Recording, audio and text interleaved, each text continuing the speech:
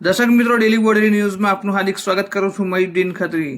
દર્શક મિત્રો, બોડેલી હોટલ તોરલની બાજુમાં પાર્ક કરેલી કાર પર ઝાડ પડતા કાચ તૂટી ગયો હતો. ઘટનાને લઈને સમગ્ર પંથકમાં ભારે ચકચાર મચ્યો છે. ખાસ કરીને તમે દ્રશ્યો જોઈ શકો છો કે આ જે ઝાડ છે તે તોતિંગ ડાળી છે તે કાર પર પડી છે અને કારને પણ નુકસાન થયું છે. MGVSLના વાયરો પણ ખેંચાઈ ગયા હતા અને અન્ય દુકાનદારોને પણ મોટું નુકસાન થવા પામ્યું છે.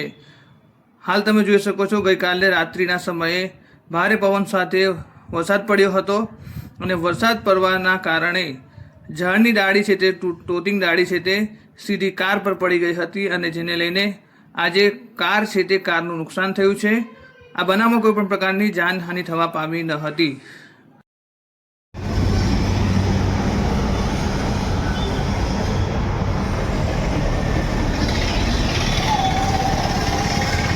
લાઇટ અને MGVSLના છોટાઉદેપુર રોડ